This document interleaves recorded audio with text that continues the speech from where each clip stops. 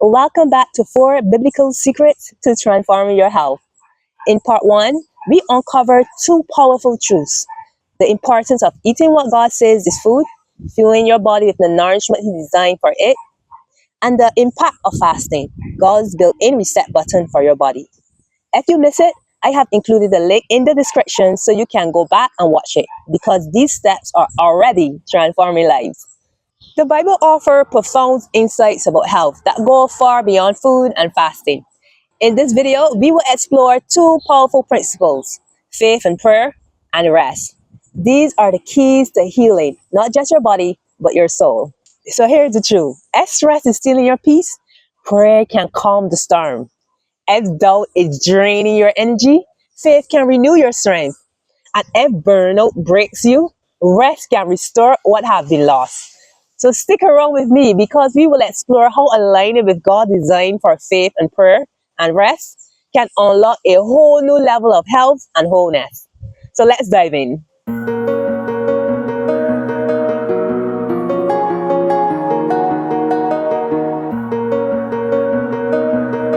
So let us move on to principle number 3, the impact of faith and prayer.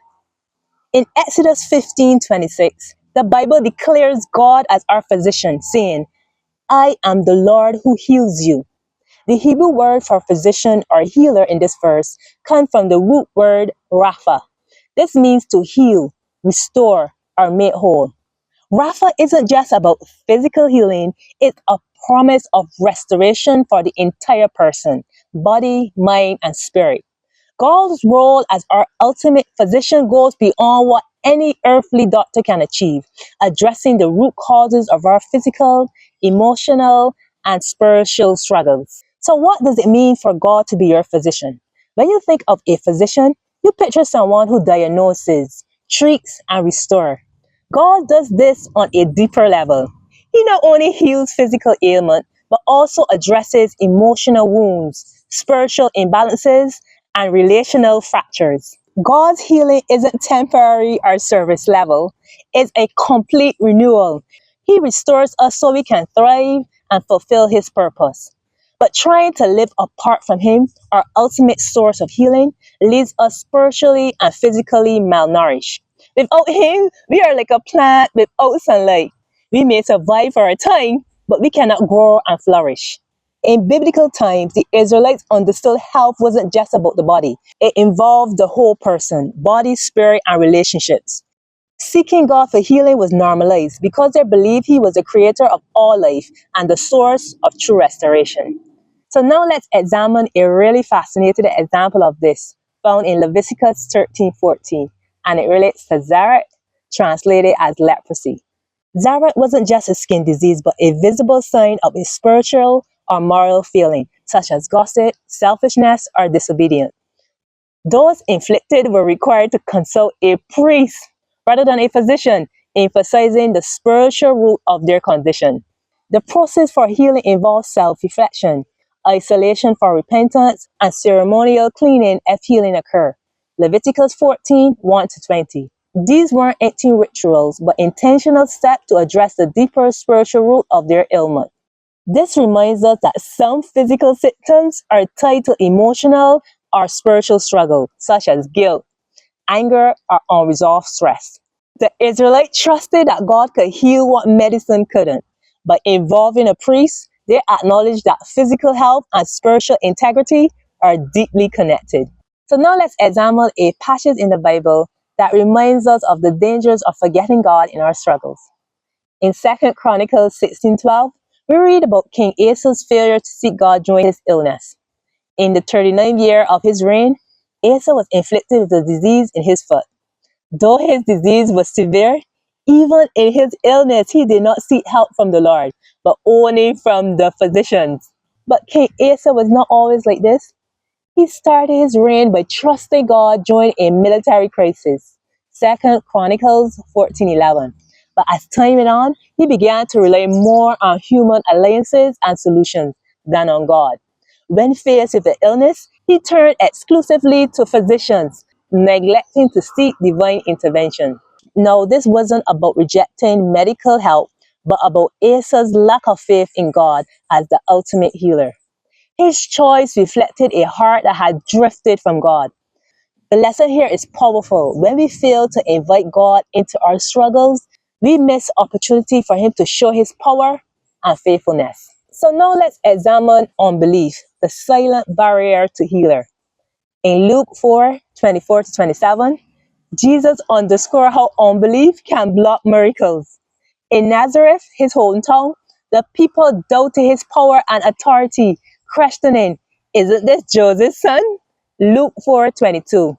Their familiarity with him created skepticism, which closed their eyes to the blessing of healing and provision he was ready to offer. As a result, he did not do many miracles there because their lack of faith. Matthew 13:58. Unbelief creates barriers, keeping us focused on limitations instead of possibilities and distracting us from God's intervention. Faith, on the other hand, is the key that unlocks his power. Over and over, Jesus affirmed this connection, saying to those he healed, "Your faith had made you well." Mark 5:34. Without faith, we risk missing out on the transformation and miracles God desires to bring into our life. Now, how many of you remember that verse in the Bible taken from 2 Corinthians 5:7? We live by faith, not by sight. Faith is about trusting in what we cannot see, but it also requires a clear vision of what we believe. Without a vision for our health, relationships, or purpose, taking meaningful step forward is hard. The vision gives us direction, anchoring our faith, and provide the motivation to keep moving forward towards the life God planned for us. Faith, however, is more than just believing in God. It is actively aligning your thoughts, words, and action with His promises. Proverbs 18:21 emphasizes this power. The tongue has the power of life and death. What we speak shapes our reality and stirs us towards life or away from it. Dr. Chad Hidfetter's research on self-talk reveals how our internal narrative affects our health. Negative self-talk can increase stress and weaken the immune system, while positive affirmation can reduce stress, improve mood, and even trigger physical healing. Now, I know many of us find ourselves saying, "I'm always sick," not realizing you are reinforcing that belief in your mind, potentially worsening stress and health. But declaring, "I am healed and my body is getting stronger every day," helps shift your mindset, reducing stress and promoting physical recovery. The COVID-19 pandemic brought to light significant vulnerabilities in our faith and health. Fear and uncertainty became the dominant narrative, with public messaging focusing heavily on physical interventions like social distancing, vaccine, and treatment. While science played a vital role, this approach exposed a critical flaw: the neglect of emotional and spiritual health, which are deeply intertwined with immunity and resilience. Tragically, many deaths during the pandemic were not directly caused by COVID-19, but by the ripple effects of loneliness, despair, and lack of support. These factors contribute to serious health issues like heart disease, stroke, and weakened immunity.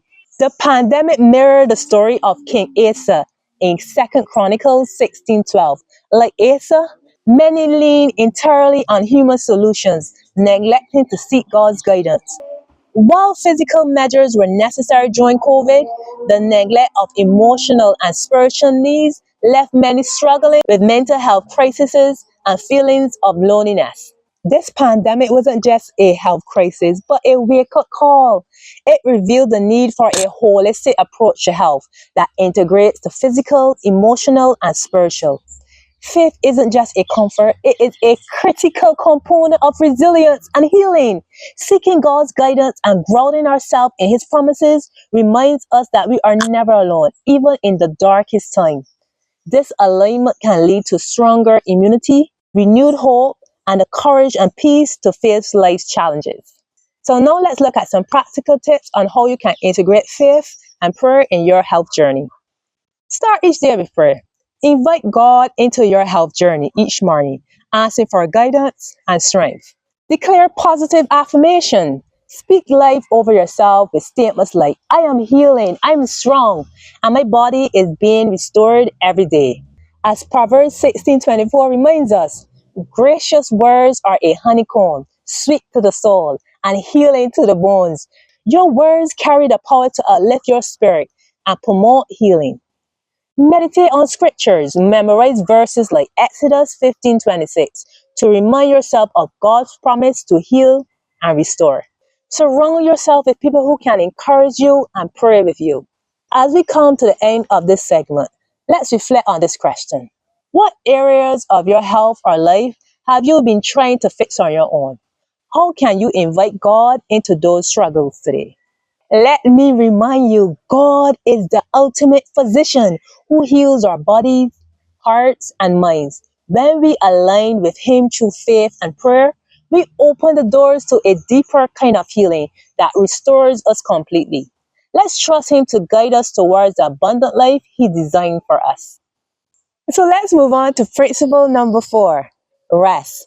The Sabbath was made for man, not man for the Sabbath. Mark 2:27. Rest. We all need it, but do we truly know how to embrace it? The word Sabbath, Shabbat in Hebrew means to cease or to rest. It's about more than catching up on sleep. It is about stepping back, taking a breath, and focusing on what truly matters. When Jesus spoke these words, He reminded us that the Sabbath isn't a rule to follow, but a gift to treasure.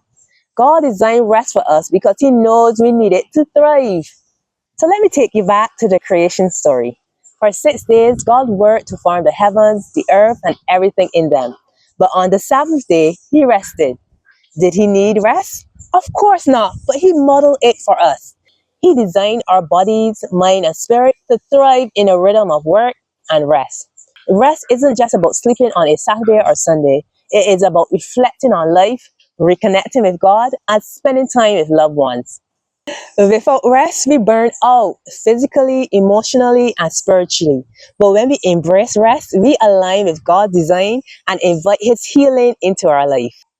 In Jewish tradition, the Sabbath begins at sundown on Friday and ends Saturday night. It's a time to pause and reflect, marked by meaningful rituals.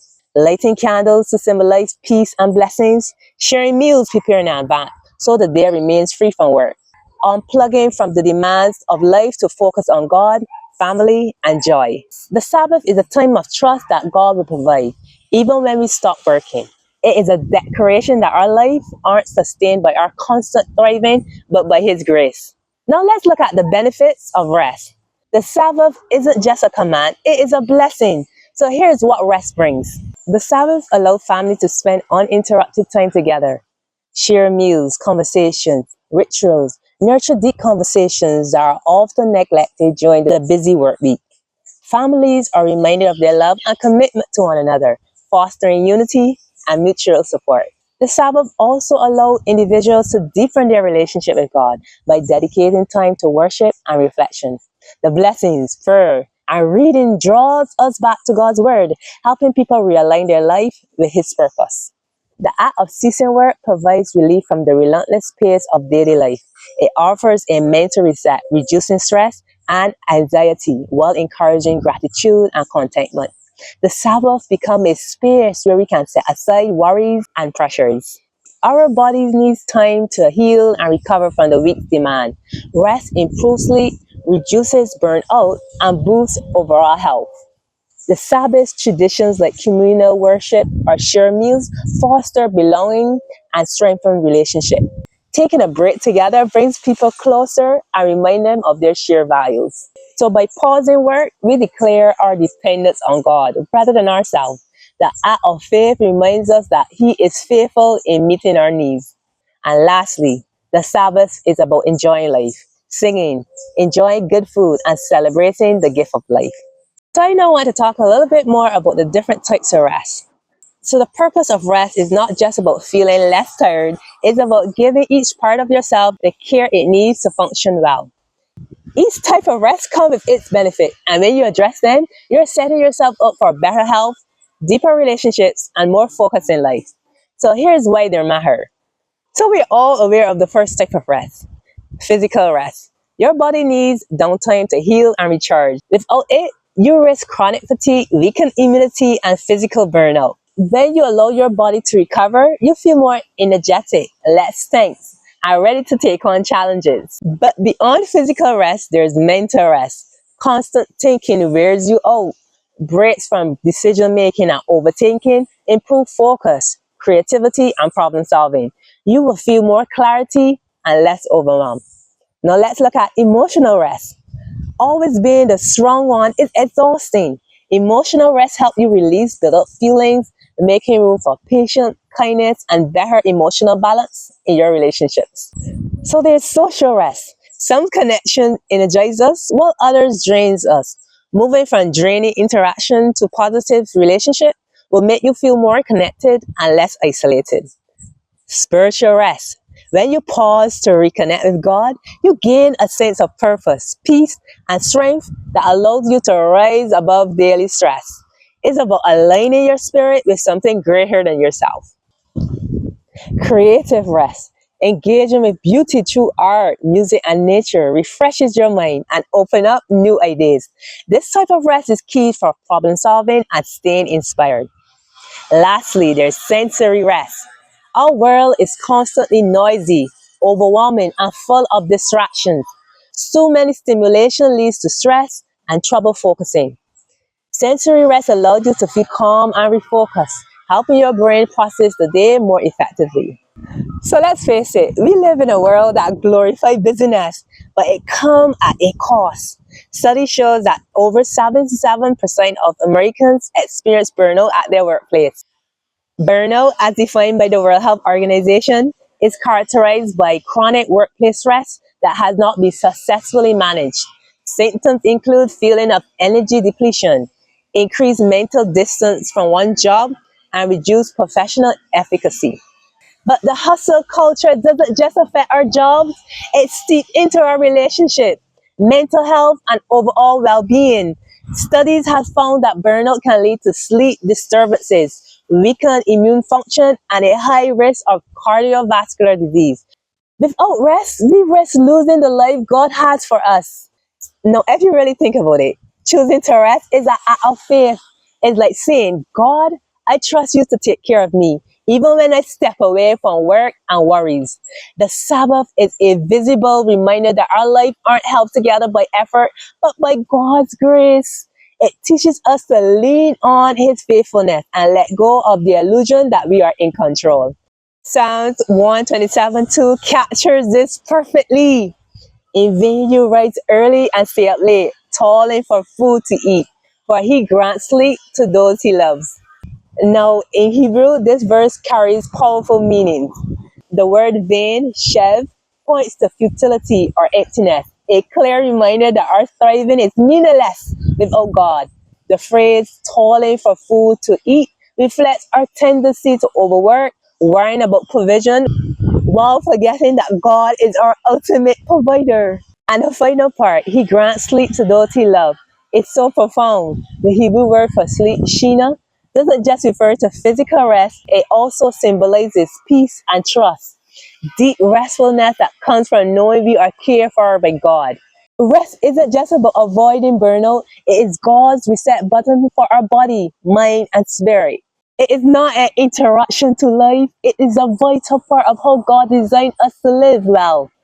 When we prioritize rest, it shifts from being a luxury to necessity. Rest gives us renewed strength, clear focus, and the energy to engage in life and serve others effectively.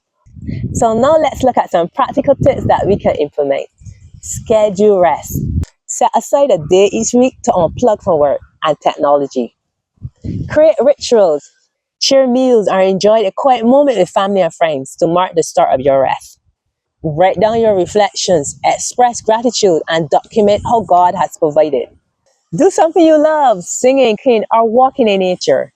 Now, as we wrap up, I want you to reflect on this question. What is one small way you can make rest a priority this week? Now, let me remind you, rest is a gift, not just for your body, but for your soul and spirit. When we embrace rest, we realign with God's design, renew our strength, and live out His purposes. Take the time to pause, reflect, and trust. Rest isn't just for you, it is how God made you to live.